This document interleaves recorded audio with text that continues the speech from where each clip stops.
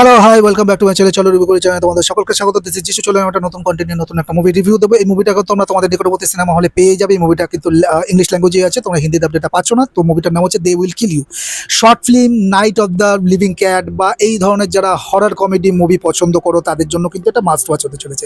Gender brothers পরিচালিত এই দে will kill you মুভিটা যে প্রেক্ষাপটে তৈরি সেটা হচ্ছে এটা নিউ ইয়র্ক সিটি, এবং সেখানে একটা বিল্ডিং অ্যাপার্টমেন্ট, সেখানে কিছু রহস্য, সেই রহস্যের উপর কেন্দ্র করে এই মুভিটা তৈরি হয়েছে। এই মুভিটা বেসিক্যালি স্যাটার বলতে পারো এবং তার সাথে কমেডি আছে। তো মুভিটা কেমন লাগলো তাহলে এটা অল ওভার রিভিউ দেবো, চলো রিভিউ করি। আচ্ছা, এই মুভি অভিনয় হচ্ছে জেসি বিটস, প্যাট্রিসিয়া আর্কেট। গল্পের শাসকদের ছোট করে বলে দেখো, একজন মহিলা যেটা জেসি বিট প্লে করছে, তিনি নিউ ইয়র্কের একটি আলিশান অ্যাপার্টমেন্টে হাউসকিপার হিসেবে কাজ পায়, কিন্তু ধীরে ধীরে সে আবিষ্কার করে এই বিল্ডিংয়ের বাসিন্দারা কোনো সাধারণ মানুষ নয়, তারা একটা অদ্ভুত কাল্ট বা গোষ্ঠীর অংশ এবং তাদের উদ্দেশ্য অত্যন্ত ভয়ানক। এই মুভি পজিটিভ কি লেগেছে দেখো, জোকার বা ডেডপুল 2 খ্যাত জেসি বিটস এখানে লিড রোলে ফাটিয়ে দিয়েছে।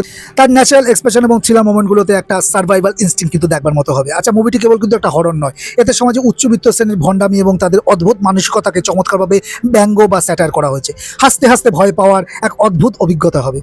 কিরিল সোকোলভ তার ইউনিক সিনেমাটোগ্রাফির জন্য পরিচিত। মুভিটির কালার প্যালেট এবং ক্যামেরা অ্যাঙ্গেলগুলো বেশ শার্প এবং স্টাইলিশ, যা মুভিটিকে একটা গতানুগতিক হরর থেকে কিন্তু আলাদা করেছে। অ্যাপার্টমেন্টের বদ্ধ পরিবেশের মধ্যে যে শ্বাসরুদ্ধকর পরিস্থিতি তৈরি করা হয়েছে তা কিন্তু তোমাদের শেষ পর্যন্ত সিটের কোণা বসিয়ে রাখবে। নেগেটিভ ইস্যুতে চলে আসে দেখো, যা যা আমার খটকা লেগেছে এই মুভিতে দেখো, মুভিটিতে বেশ কিছু জায়গায় অতিরিক্ত রক্তপাত এবং ভায়োলেন্স দেখানো হয়েছে। যারা সফট হরর পছন্দ করো তাদের জন্য এটা কিছু অস্বস্তিকর হতে পারে কিছুটা।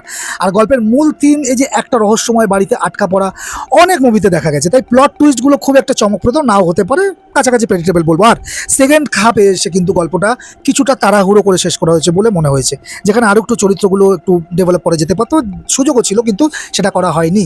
ফাইনাল ভার্ডিক্ট দিচ্ছে দে উইল কিল ইউ। মুভিটা মূলত একটা হাই অকটেন হরর কমেডি।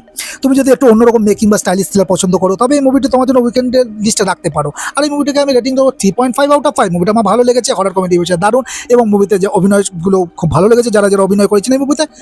এইবার যে ছোটো নেগেটিভ ইস্যুগুলো বললাম সেগুলোকে তোমরা মাথায় রাখো, বাটটাকে একটু সেট করে রাখো তোমার এক্সপেকটেশনে, তাহলে কিন্তু মুভিটা তোমরা এনজয়েবল হয়ে যাবে। তো এই ছিল আমার ওভারঅল রিভিউ এই মুভিটাকে নিয়ে, দে উইল কিল ইউ। যারা দেখে ফেলেছো তারা তোমাদের অপিনিয়ন কমেন্টের মাধ্যমে জানাতে পারো। এই ভিডিওটা যদি ভালো লাগে একটা লাইক শেয়ার করে দিতে, তোমার কাছের মানুষদের সাথে চ্যানেলকে সাবস্ক্রাইব না করে থাকলে এক্ষুনি করে না। দেখা হচ্ছে নতুন কোনো কন্টেন্ট নিয়ে খুব শীঘ্রই। ততক্ষণ ভালো থাকো, সুস্থ থাকো, দেখতে থাকো।